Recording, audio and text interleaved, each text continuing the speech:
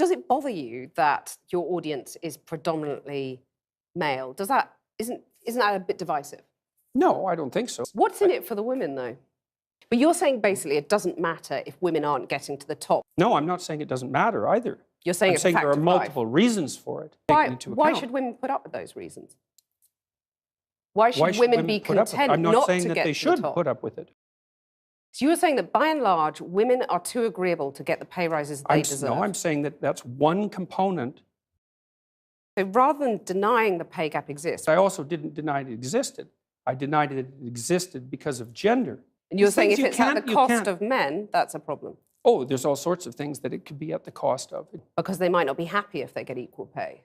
No, they're actually not listening. But why shouldn't women have the right to choose not to have children or the right to choose those demanding careers? They do. They can. But you're saying that makes them unhappy? No, I'm not saying that. And I actually haven't said that so far. You're saying it makes them miserable? No, I said that what was making them miserable was having weak partners. I think I take issue with the idea of the typical woman because, you know, all women are different. Well, they're different in some ways and the same in others.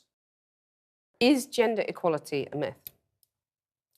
I don't know what you mean by the question. Men and women aren't the same, and they won't be the same. That doesn't mean they can't be treated fairly.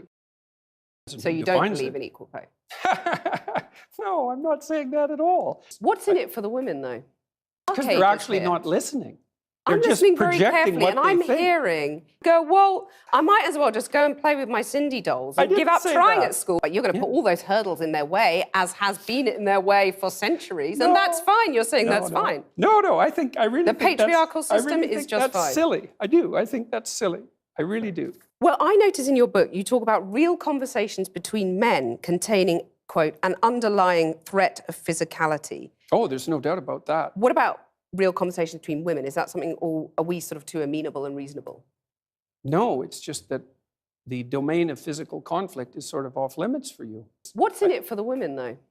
I suspect you're not very agreeable. So that's the thing. Successful women, I'm not very agreeable. Right. But I've noticed that actually in this conversation.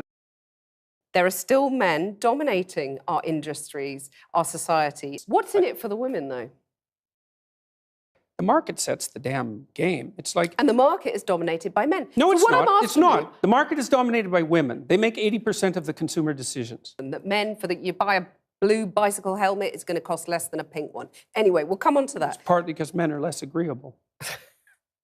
Right, so they won't put up with it. Female traits. You're saying that women aren't intelligent enough to run these top companies? No, I didn't say that at all. You said, what's in it for the women, though? I'm just laying out the empirical evidence. You got in trouble for refusing to call trans men and women by their preferred personal pronouns. No, that's not actually true. I'm just trying to work that out. I mean, so you've kind of changed your tune on that. No, I said that right from the beginning. What's in it for the women, though? I'm just laying out the empirical evidence. Under Mao, millions of people died. You're just saying these things, though, to provoke, aren't you? I mean, you are a provocateur. Female traits. You're like the alt-right that you hate to be compared to. Female traits. You want to stir things up. I'm only a provocateur. Female traits. What's in it for the women, though? I'm just laying out the empirical evidence. The lobster. Tell us about the lobster. You're saying that we should organise our societies along the lines of the lobsters. What's in it for the women, though? I'm just laying out the empirical evidence. So you're saying, like the lobsters, we're hardwired as men and women to do certain things, to sort of run along tram lines, and there's nothing we can do about it? No, I'm not saying there's nothing we can do about it. What's in it for the women, though? I'm just laying out the empirical evidence. One thing we can't do is say that hierarchical organization is a consequence of the capitalist patriarchy. It's like, that's patently absurd. It's wrong. It's not a matter of opinion. It's seriously wrong. What's in it for the women, though? Aren't you just whipping people up into a state of anger? And not at all. Divisions between men and women, you're stirring people up. You know, you have any critics of you online get absolutely lambasted by your followers. And by me, generally. You can't dominate a competent partner. What's in it for the women, though?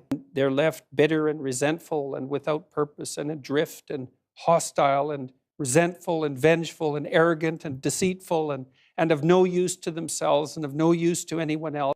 There's nothing in it that's good. And get your act together.